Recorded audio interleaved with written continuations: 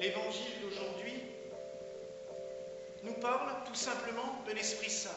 On est déjà dans cette annonce de l'ascension. Je m'en vais, je vais quitter ce monde. Mais il nous annonce aussi ce qui va arriver après, la venue du Consolateur. On le traduit aussi par Paraclet, l'Esprit Saint. En effet, pendant les 40 jours après sa résurrection, le Christ a été physiquement présent avec ses apôtres. C'est ce que nous rappelle la présence du cierge pascal allumé la nuit de Pâques, qui reste là et qui brûle durant les 40 jours à chacune des liturgies. Puis, le jour de l'Ascension, le Christ s'en va. On souffle la flamme du cierge. Mais ce n'est pas pour ça que la lumière du Christ a disparu et que la présence de Dieu ne demeure pas. Elle demeure par la venue de l'Esprit Saint. Mais ça, je vous le développerai un peu plus à la Pentecôte. Je ne vais pas anticiper l'homélie de la Pentecôte. Mais en revanche, aujourd'hui, nous célébrons, à quelques jours près, les 300 ans de la mort de quelqu'un qui a vraiment vécu la fougue de l'Esprit Saint. Il a vraiment reçu au fond de son cœur le feu de l'Esprit Saint. Alors il a un nom qui est souvent compliqué à mémoriser, c'est pour ça que souvent on dit Montfort ou Grignon de Montfort. C'est Saint Louis-Marie Grignon de Montfort. C'était un jeune homme né dans une famille, j'ai lu ça, de 18 enfants. En Bretagne, à Montfort-sur-Meux, maintenant c'est Montfort de Bretagne, au côté de Rennes, pas trop loin de Rennes, à quelques kilomètres. Et les débuts de sa vocation ont été un peu compliqués, il ne savait pas trop. Il est rentré chez les Jésuites, il a trouvé quelqu'un pour lui payer une bourse d'études, mais à Paris ça ne se passait pas bien. Quand il a été ordonné prêtre dans les paroisses, son austérité, sa pauvreté ne plaisait pas. Il mettait une soutane rapiécée, ça ne plaisait pas aux mondains et aux prêtres, donc on l'a fait vite interdire. Du coup, il est devenu aumônier dans un hôpital à Poitiers. Et là-bas, déjà, sa ferveur a fait qu'il a converti un grand nombre de malades et que ses offices étaient très courus. Il a même créé une congrégation religieuse, les sœurs de la sagesse, les filles de la sagesse, avec une simple femme. Et leur congrégation a essaimé, ça a donné quelque chose d'assez fort. Mais, comme d'habitude, la jalousie et les intrigues n'ont pas plu. Ce qu'il faisait ne plaisait pas à tout le monde et l'évêque de Poitiers lui a en gros demandé, comme on l'avait fait avec d'autres, d'aller faire l'apôtre et le missionnaire ailleurs que dans son diocèse. Il était bien content, les sœurs elles pouvaient rester, c'était très bien, mais enfin bon, lui s'il pouvait aller prêcher ailleurs, ça arrangeait tout le monde. Ne sachant trop que faire, il est parti à pied à Rome. Il est allé voir le pape et il lui a dit « Dites-moi ce que je dois faire. Je veux me faire missionnaire, mais où et comment ?» Et le pape lui a dit « Oh là, mais mission, c'est pas la peine d'aller aux antipodes. Faites des missions chez vous. Retournez en France, je vous donne un titre, missionnaire apostolique, et vous parcourez les campagnes et vous allez de paroisse en paroisse faire des missions. » Et il a commencé ce travail. Et pendant plus de 10 ans, il a parcouru l'ouest de la France, avec ces missions que les anciens en Alsace connaissaient encore, puisque dans les années 50, on en avait encore beaucoup en Alsace, c'était les pères capucins qui le faisaient. Pendant une semaine, il y avait un groupe de prêtres qui étaient là, dans une paroisse. Puis tous les soirs, il y avait un office avec une prédication, et puis la journée, ils allaient rendre visite à tout le monde. Ils allaient toquer aux portes, ils faisaient des catéchismes, ils faisaient des confessions. Généralement, ça se terminait par une procession grandiose, où on allait inaugurer une croix, c'est ce qu'on voit souvent encore dans les villages, on a les croix de calvaire, où c'est marqué mission, avec l'année de la mission. Mais Grignon de Montfort a donné une impulsion un peu plus forte à ça, c'est parce qu'il avait une inspiration qui lui venait de là-haut, et qu'il avait surtout aussi beaucoup d'aide spirituelle, puisqu'il recevait régulièrement, très régulièrement, des visites de la Sainte Vierge. Quand il n'y avait plus de sous, il demandait à la Sainte Vierge, et très vite l'argent arrivait. Quand il n'y avait plus de... Ça marche pas tout le temps, ça marche pas tout le temps. Je vous ai entendu, mais ça marche pas tout le temps, j'en saurai quelque chose, il nous en faut bientôt des sous pour la paroisse, donc ça va être... Mais bon, ça, il aide quand même. Mais quand il fallait des sous pour les missions, la Sainte Vierge lui pourvoyait. Quand il y avait un problème, elle arrivait toujours à trouver les méthodes pour l'aider. Et elle lui donnait des conseils. Et du coup, c'était pas des petites croix qui plantaient au bord des chemins, mais ils construisaient des calvaires gigantesques. Je ne sais pas si, pour ceux qui sont déjà allés en Bretagne, près de Nantes, plutôt à côté de Guérande, qui est quand même l'endroit le plus touristique qui est dans le secteur, à Pontchâteau. Il a construit un calvaire, mais les gens étaient tellement motivés par sa fougue que le calvaire est devenu un vrai calvaire avec une montagne. On a construit carrément la montagne pour planter la croix en haut. Puis après, on n'était pas à ça près, on a construit un chemin de croix tout autour. Puis maintenant, c'est un grand parc avec un très beau lieu de pèlerinage, très sympathique. Et l'été, il y a foule. Quand il y a le pèlerinage en son honneur sur le calvaire là-bas, c'est magnifique et il y a une grande foule. Donc il a construit des calvaires comme ça. Mais il voulait aller plus loin, il voulait convertir les gens. Et à l'époque, la lecture, c'était pas chose donnée. Hein. J'ai oublié de vous donner la date de sa naissance. Il est né à la fin du XVIIe siècle. Donc, et il est mort en 1716. Donc c'était pas une époque où la lecture dans les campagnes, c'était pas... Voilà, la culture, c'était pas non plus ça. Donc il a trouvé des méthodes un peu plus populaires, il a créé des cantiques. Alors il a écrit des cantiques sur tout ce qui était possible et inimaginable pour la foi chrétienne, pour la vie de tous les jours. Et ces cantiques, il les apprenait aux gens dans les villages et il les chantait pendant les processions. Et ça a porté son fruit. Il a vraiment converti les gens et beaucoup aimeraient que Grignion de Montfort devienne docteur de l'Église parce que on le considère comme un apôtre de la croix. Je vous disais qu'il avait une grande dévotion à la passion, au fait que le Christ soit mort sur la croix, mais aussi, c'est normal puisqu'elle lui rendait visite, à la Vierge Marie. Mais il nous a aidés à découvrir la Vierge Marie, pas avec cette sensibilité qui ont fait frémir les protestants au XVe siècle, et ils ont eu raison, et malheureusement qui est revenu à la fin du XIXe siècle dans une piété qui est totalement absurde. Grignion de Montfort a recadré Marie dans vraiment la Sainte Trinité. Il a montré l'action que Marie, mère de Jésus, avait eue au sein de la Sainte Trinité. Et c'est grâce à lui que sur nos chapelets, je ne sais pas si vous vous en souvenez, sur tous les chapelets, il y a les 5 dizaines, puis on commence par la croix, un grain, suivi de 3 petits grains.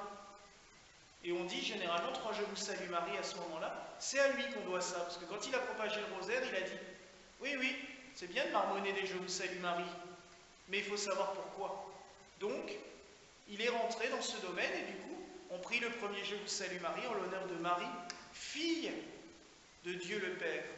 Eh oui, la première chose que Marie a faite dans sa vie, c'est d'être tout simplement, comme nous tous, une créature de Dieu. Sans la volonté de Dieu, Marie n'était pas là. Le deuxième, c'est mère de Dieu le Fils, mère de Jésus-Christ. En effet, c'est ça. Son titre de gloire, c'est d'avoir enfanté Jésus, notre Sauveur. Et le troisième, on le prie en l'honneur de l'épouse du Saint-Esprit. Parce que c'est par l'action de l'Esprit Saint en elle qu'elle est devenue mère du Sauveur. Et en fait, c'est ces 3 grandes grâces que Marie a vécues toute sa vie. Et Grignion de Montfort a écrit un livre pour nous expliquer un petit peu comment se consacrer à Marie, se consacrer à Dieu par les mains de Marie. En fait, dans un de ses livres, on trouve cette devise que le pape Jean-Paul II avait écrit pour lui, « Totus tuus », tout à Jésus par Marie. C'est-à-dire que Marie nous aide à aller vers Jésus. Elle n'est pas le but de nos prières, jamais on s'arrête à Marie, elle nous conduit toujours à Jésus.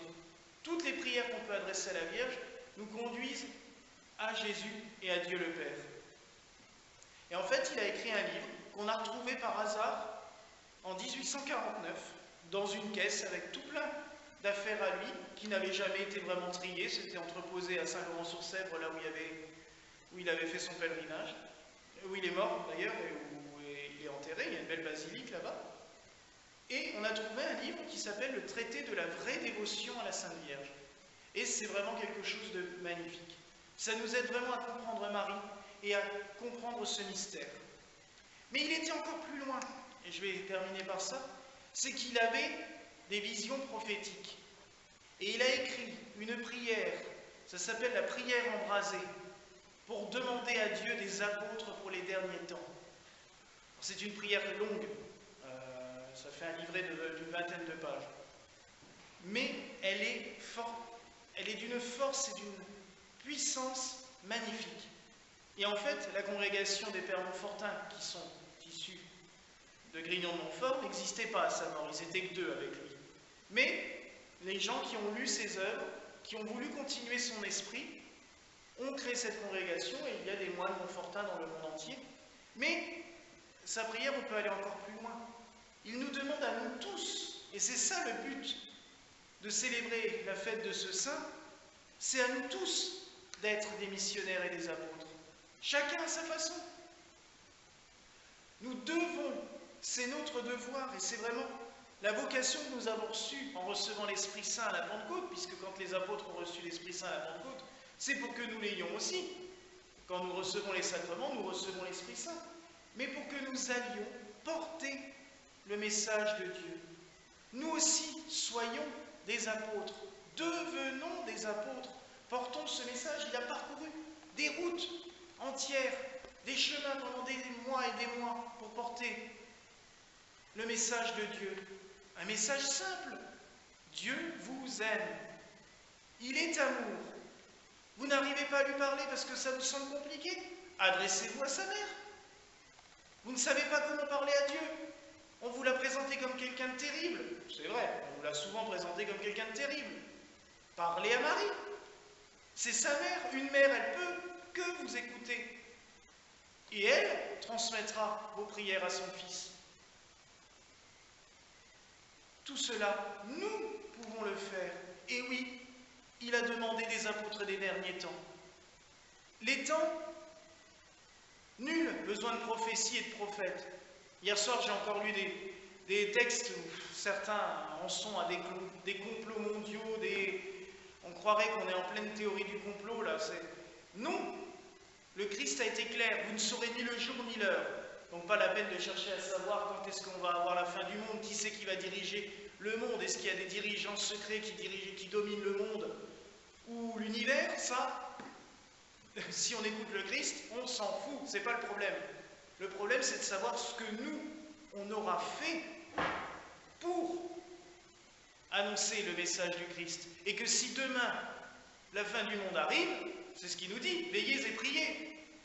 Donc si demain la fin du monde arrive, qu'est-ce qu'on aura fait, nous? Est-ce que nous aurons été les apôtres des derniers temps? Est-ce que nous serons allés porter son message? Alors je sais, on ne va pas aller crier, tout le monde ne s'est pas donné d'aller crier au coin des rues pour annoncer l'évangile. Mais quand on dit qu'on a la foi, c'est déjà un témoignage.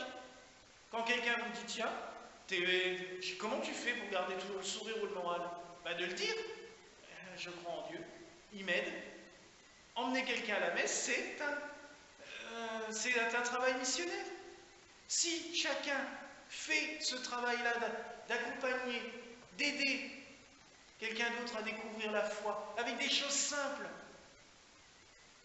il viendrait maintenant, il serait sur Internet, il aurait fait un site Internet pour que tout le monde connaisse la Vierge Marie et le Seigneur Jésus. Il faut utiliser des moyens modernes. L'évangélisation, on doit le faire avec les moyens qu'on a. C'est pour cela que des fois envoyer un texto ou un SMS juste pour dire, tiens, pense, il y a une messe où Dieu ne l'oublie pas. Ben, c'est un moyen d'évangélisation. Nous sommes appelés. Il n'y a pas quelques élus qui seront appelés à devenir les apôtres des derniers temps.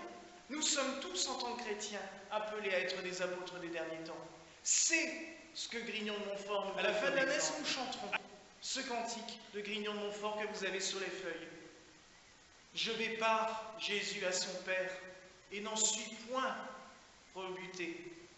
Je vais à Jésus par sa mère et n'en suis point rejeté. C'est des paroles toutes simples, mais c'est des paroles que nous pouvons garder au fond de nous-mêmes et au fond de nos cœurs. Nous sommes appelés à être des apôtres, à proclamer le message d'amour de Dieu et de l'Évangile. Utilisons les moyens que nous avons autour de nous, même si nous ne sommes pas nombreux. Petit à petit, ce message se communiquera. Mais nous en avons besoin et notre monde en a besoin. Il n'est pas normal que de nos jours, la violence envahisse partout. J'ai encore lu cet après-midi qu'une fille a été tabassée parce qu'elle avait une jupe qui était trop courte par rapport à ce que les autres pensaient. Donc elle s'est fait tabasser. Maintenant, pour tout et n'importe quoi, il y a de la violence, dans les paroles, dans les regards, alors que le Seigneur nous a donné l'amour. Quand il est mort sur la croix, quand il est ressuscité le matin de Pâques, c'était pour nous apporter l'amour et la vie. Alors cette violence, ça suffit. C'est un travail de tous les jours d'apporter l'amour, d'apporter la bienveillance. J'aime beaucoup ce mot, c'est un ami qui est déjà venu à la messe, vous l'avez déjà rencontré, qui me dit souvent, moi, quand on m'agresse, parce que des fois par courrier, on a tendance des fois à l'agresser quand il demande quelque chose, il dit toujours, je réponds avec double dose de bienveillance. Toujours être bienveillant par rapport à celui qui vous attaque. Ça le désarme. Il ne sait plus quoi faire. Alors, oui, comme Grignon de Montfort, ne craignons pas d'aller porter le message de Dieu, d'aller porter un message simple. Dieu nous aime, oui, il nous aime. Vous ne savez pas parler, vous ne savez pas lui parler, vous avez peur, adressez-vous à sa mère. Parlez à Marie. Confions-nous en elle. Quand ça ne va pas, confions-nous en elle. Voyez, sur le tableau, il est représenté en train de la prier. Sur son prie-Dieu, il a le crucifix. Toujours ce double message. Le Christ est né de la Vierge Marie. Il a pris notre nature humaine, mais il est mort sur la croix pour nous. En tant qu'être humain, il a vécu tout ce que nous pouvons vivre comme douleur, comme souffrance, mais aussi comme joie et comme bonheur. Et il est mort sur la croix. Non pas pour que l'histoire se termine sur la croix, mais pour que le Christ soit ressuscité au matin de Pâques. Il est bon de fêter la fête de Grignon de Montfort durant ce temps pascal, pour toujours nous souvenir que le mystère de la croix nous mène à la résurrection, nous mène à la joie du Christ ressuscité, de cette lumière qui brille dans les ténèbres. Alors cette lumière, portons-la autour de nous. Proclamons le message du Christ Sauveur, ressuscité d'entre les morts. Un message d'amour et de paix. Voilà la grâce que je vous souhaite en ce soir au nom du Père, du Fils et du Saint-Esprit. Amen.